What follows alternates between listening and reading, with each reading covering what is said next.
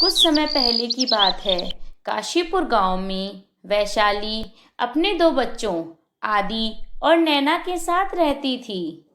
वैशाली के पति का कुछ समय पहले देहांत हो गया था। वैशाली की बेटी 20 साल की थी, जो कि कॉलेज में पढ़ रही थी और साथ साथ ब्यूटिशियन का कोर्स भी कर रही थी। और उसका छोटा बेटा आदि अभी 8 साल का ही था। वह अभी स्कूल में पढ़ रहा था।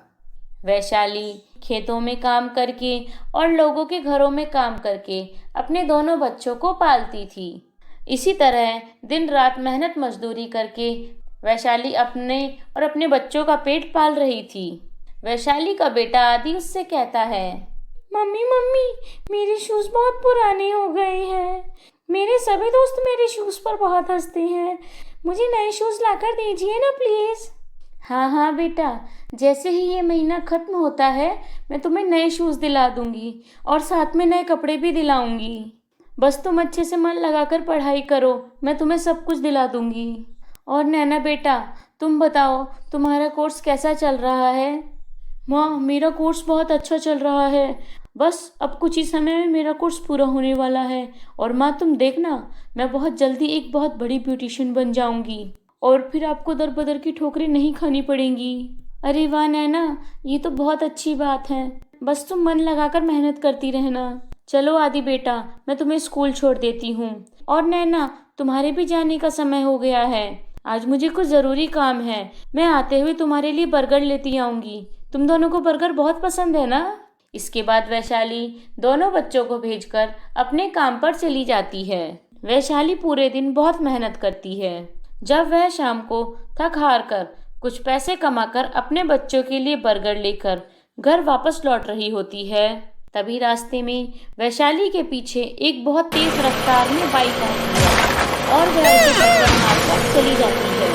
वैशाली बहुत बुरी तरह से घायल हो जाती है। आसपास बहुत भीड़ इकट्ठा हो जाती है और भीड़ में से कुछ लोग मिलकर वैशाली को अस्पताल ले जाते हैं। जब इस बात की खबर नैना और आदि को मिलती है तो उनके पैरों तले जमीन खिसक जाती है।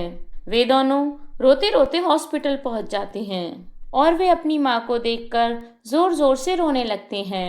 डॉक्टर नैना से कहते हैं, देखो बेटा, तुम्हारी माँ का बहुत ही खतरनाक एक्सीडेंट हुआ है।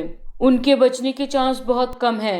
वो तुमसे मिलना चाहती है। जल्दी से जाकर पहले अपनी माँ से मिल लो और दूर से ही बात करना। खुद को संभालना बेटा। जो होना था वो हो गया, अब उसे बदला तो नहीं जा सकता। डॉक्टर की बात सुनकर नैना और आदि बहुत दुखी हो जाते हैं और वे रोते रोते अपनी माँ के पास जाते हैं।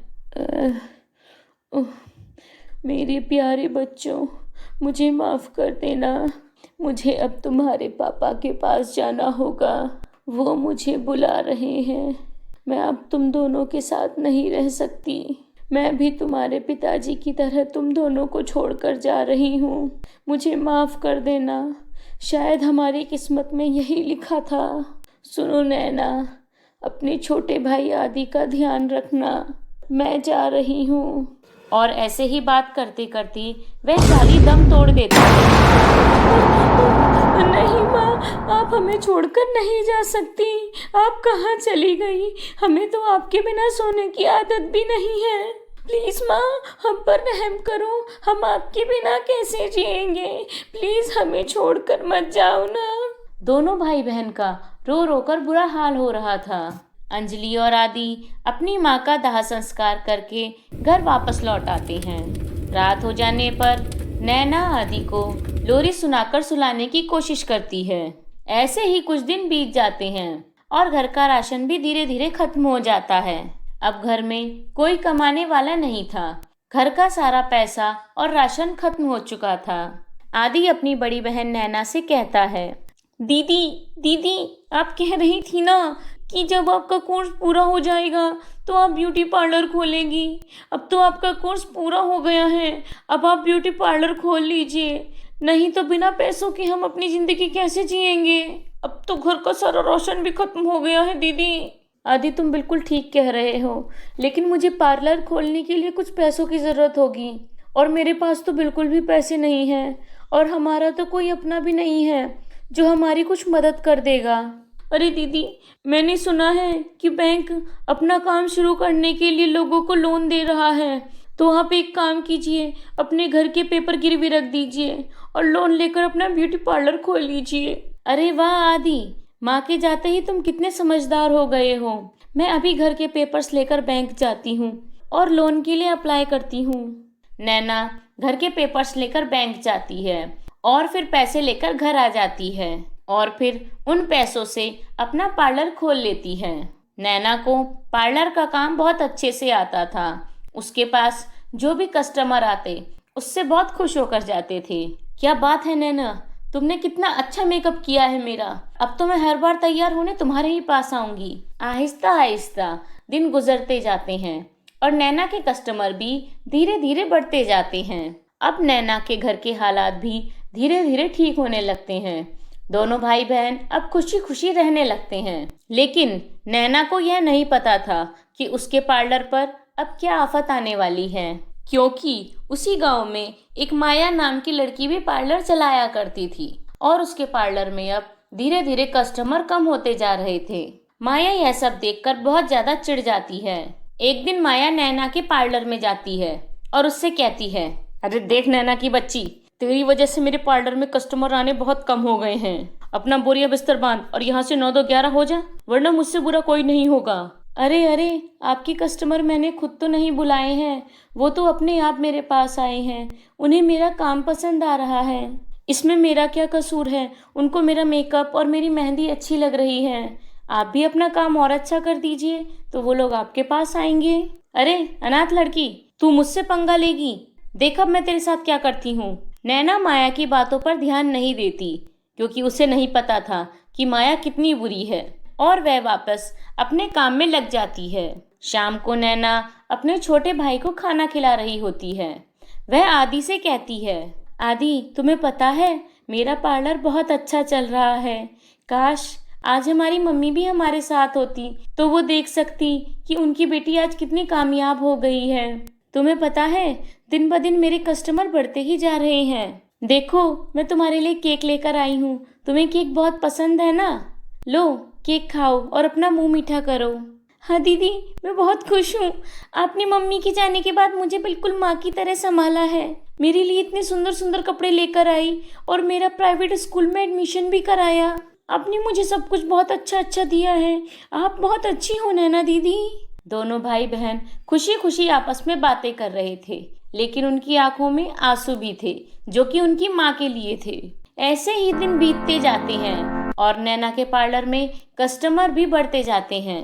और फिर एक दिन माया नैना के पार्लर में आग लगा देती है और उसका पूरा पार्लर जलकर राख हो जाता है। अगले दिन सुबह जब नैना पार्लर आती है तो अपना जला हुआ पार्लर देखकर उसके पैरों तले जमीन खिसक जाती है और वह फूट फूट कर रोने लगती है। अरे अरे अरे, ये क्या अनर्थ हो गया। मेरा पार्लर तो पूरी तरह से जल गया है। मैंने तो इस पार्लर के लिए अपने घर के कागज गिरवी रख दिए थे। अब मैं क्या करूंगी? हे भगवान, हे भगवान, मेरी क्या गलती है। मैं तो इस पार्लर से ही अपना घर का खर्च चला रही थी। मैं अब क्या करूंगी? हे भगवान, ये क्या हो गया? अब मेरे भाई का क्या होगा? क्या हो गया नैना, इतना क्यों रो रही है? मैंने तो तुझे पहले ही कहा था कि मेरे रास्ते से चुपचाप हट जा, लेकिन तू मेरी बात नहीं मानी। तो देख आज क्या हो गया। तुझे मैंने बार बार समझाया, तू मेरी एक भी बात नहीं मानी, तो मुझे परेशान होकर ये करना पड़ा। देख लिया ना मैंने तुझे कैसे आसमान से लाकर जमीन पर पटक दिया। हा हा हा हा। अब इस गांव में मेरे साथ कोई भी कंपटीशन नहीं कर सकता। अब मेरे पार्लर में कस्टमर्स की लाइन लग जाएगी और देख तू पूरी तरह बर्बाद हो चुकी है। नैना माया के सामने कुछ भी नहीं बोलती, वह बस रोती रहती है, क्योंकि उसे पता था कि वह बहुत गरीब है और वह माया का कुछ भी नहीं बिगाड़ सकती। नैना रोते रोते अपने घर जाने लगती है। तभी रास्ते में उसे एक बिल्ली बहुत ही घायल हालत में मिलती है। वह दर्द से तड़प रही होती है। नैना बिल्ली के सिर पर हाथ फेरती है और वह सोचती है कि वह इसकी सेवा करके इसे ठीक कर देगी। नैना पास से ही जड़ी बूटियां लाकर बिल्ली के शरीर पर लगाती है और बिल्ली थोड़े ही समय में ठीक हो जाती है। धन्यवाद, तुमने मेरी बहुत मदद की है। मैं यहाँ बहुत जख्मी हालत में पड़ी हुई थी। लोग मेरे आसपास से निकल रहे थे, लेकिन मेरी कोई भी मदद नहीं कर रहा था। लेकिन तुमने मेरी मदद की। तुम बहुत अच्छी हो। बताओ नैना, मैं तुम्हारी क्या मदद कर सकती हूँ? अरे अरे नहीं नहीं बिल्ली, मेरे साथ जो परेशानी है उसमें तुम मेरा कुछ नहीं कर सकती। सुनो सुनो नैना, तुम एक काम करो, यहीं पास में थोड़ी दूर जाकर तुम्हें एक जादुई सोने और चांदी की लिपस्टिक की नदी मिलेगी। वहां पहुंचकर तुम्हारी सारी मुश्किलें आसान हो जाएंगी। नैना को उस बिल्ली की बात कुछ खास समझ में नहीं आती, लेकिन फिर भी वह बिल्ली के बताए हुए रास्ते पर चली जाती है। थोड़ा आगे जाने के बाद नैना देखती है कि वहां का तो नज़ारा ही कुछ और था। वहां हसीन वादियां और बगीचे थे और बहुत ही सुंदर और प्यारी प्यारी परियां उड़ रही थी। तभी उसे अचानक से अपने सामने एक सोने और चांदी की लिपस्टिक की दो नदियां दिखाई देती हैं। तभी वहां पर कुछ परियां आती हैं और नैना से कहती हैं, नैना, परियों के इस शहर में तुम्हारा स्वागत है। हमें तुम्हारा कब से इंतजार था। हमें एक लड़की चाहिए थी और तुम यहाँ पर आ गई। हम तुम्हारा बहुत बहुत स्वागत करते हैं। मेरी बात बहुत ध्यान से सुनना। यहाँ पर सोने और चांदी की लिपस्टिक की दो नदियाँ हैं। अगर तुम चांदी की लिपस्टिक लगाओगी तो तुम्हें बहुत सारा धन मिलेगा, और अगर तुम सोने की लिपस्टिक लगाओगी तुम एक ऐसी जगह पर पहुंच जाओगी जहां पर बहुत ज़्यादा गरीब और दुखी लोग रहते हैं। हम परियां वहां पर जाना चाहते हैं, लेकिन हमें वहां पर जाने की इजाज़त नहीं है और लोगों की मदद नहीं कर सकते। नैना, अब ये सब तुम्हारे हाथ में है। तुम लोगों की मदद करना चाहती हो या बहुत सारा धन दौलत लेकर बहुत अमीर होना चाहती हो और जिंदगी भर ऐश करना चाहती हो? अरे नहीं नहीं परी जी, मेरी माँ हमेशा ही कहती थी कि हमें कभी भी लालच नहीं करना चाहिए। मैं आप लोगों की सोने की लिपस्टिक लगाकर आप लोगों की मदद करना चाहती हूँ और पुण्य कमाना चाहती हूँ, और ये तो मेरे लिए बहुत सौभाग्य की बात होगी। परी अपने सोने और चांदी की नदियों में से सोने की लिपस्टिक निकालकर नैना को दे देती है।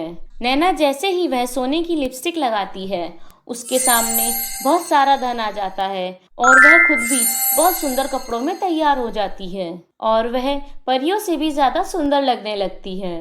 नैना, ये सब तुम्हें तुम्हारी अच्छाई की वजह से मिला है। अगर तुम लालच करती तो तुम्हें कभी भी कुछ भी नहीं मिलता। ये सब तुम्हें तुम्हारे साफ दिल की वजह से मिला है। अगर तुम लालच करती तो तुम्हें कुछ भी ना मिलता। हमारी जादुई सोने की लिपस्टिक अब तुम्हारी है। ये सुनकर नैना की खुशी का कोई ठिकाना नहीं रहता। वह सोने की लिपस्टिक लेकर अपने घर पहुंचती है और फिर घर आकर वह एक बहुत बड़ा पार्लर खोलती है। अब नैना के पास और भी बहुत ज्यादा कस्टमर आने लगते हैं और देखते ही देखते वह बहुत ज्यादा अमीर हो जाती है। नैना गाड़ी, बंगला सब कुछ ले लेती है। ये सब देखकर माया को बहुत ज्यादा गुस्सा आता है। वह कहती है, न जाने मैंने कितनी कोशिशें की इसे बर्बाद करने की, लेकिन ये तो फिर से बहुत बड़ा पार्लर बनाकर बैठ गई। लेकिन मेरा नाम भी माया नहीं, अगर मैंने इसको बर्बाद ना कर दिया। माया फिर से पूरी प्लानिंग के साथ नैना का पार्लर जलाने के लिए पहुंच जाती है। वह जैसे ही पार्लर को आग लगाने वाली होती है, तभी वहां पर परियां प्रकट हो जाती हैं और वे माया की बहुत पिटाई करती हैं और पीट पीट कर उसका बुरा हाल कर देती हैं। माया बहुत जोर जोर से चिल्लाती है, लेकिन कोई भी उसकी मदद करने नहीं आता। वे परियां माया को एक बंदरिया बना देती हैं। अब माया बंदरिया बनकर एक पेड़ से दूसरे पेड़ पर दर बदर ठोकरें खाती रहती है और उसे अपने कर्मों की सजा मिल जाती है। अब नैना भी अपने भाई आदि के साथ खुशी खुशी जीवन बिताने लगती है।